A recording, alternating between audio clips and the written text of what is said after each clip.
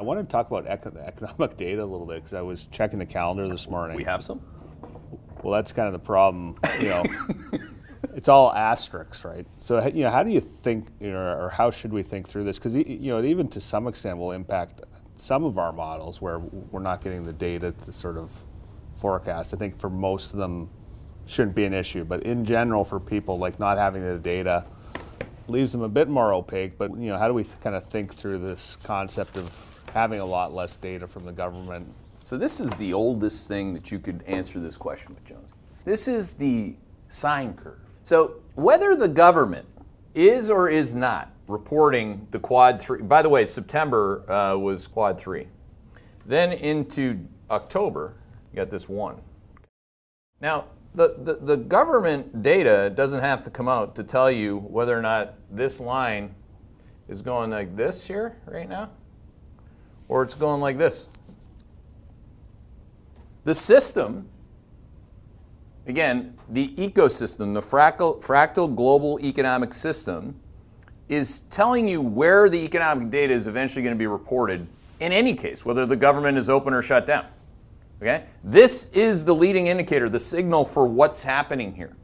If I take this, Jonesy, and I just say the cycle time for labor, well, by definition, with the government shutdown, first of all, this part never happened in here. Take that out. It's down in here. It's like in a quad 4. So if you just look at the sine curve of labor, that's negative. If you just look at the sine curve of inflation, because we have a daily nowcast, do you think our nowcasts give a rat's ass about what the government's doing or saying today? Yeah. No. Our inflation nowcast, whether the government's open or shut, is going to be the same thing. Yeah.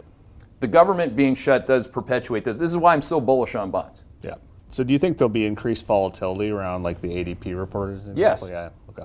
I think that the expectation of volatility is going to be there, which I would fade. Yeah, gotcha. Right? Like if you go back to short-term calendar vol against the calendar items.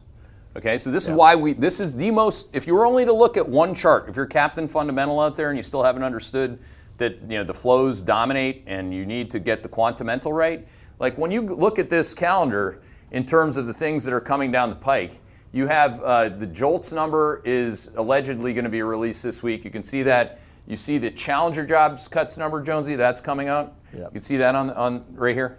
Challenger job cuts, JOLTS number. ADP would actually be where MBA is as well. And they get ADP right here? Wednesday, yeah. Okay. So all of these catalysts should be bearish for labor data. Yeah.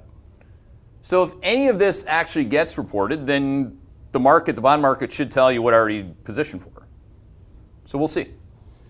And I do think that there will be more volatility around the events because a lot of macro tourists and certainly sell-side trading desks or prop desks, et cetera, on the old wall, they're super short-term. And they're so touristy, right? That's the whole point of a macro tourist. It stares at the headline of the day, doesn't have the context of the prior slide that I used, which is where is the cycle trending and what is this data point in context? Said by no one ever on the desk at Goldman Sachs Prime Brokerage, okay? So again, take advantage of it. Thanks for watching Hedgeye on YouTube. If you haven't already, make sure to click on the button below there. Subscribe to our YouTube page. You can also follow the link in the description to our website to get even more great investing content.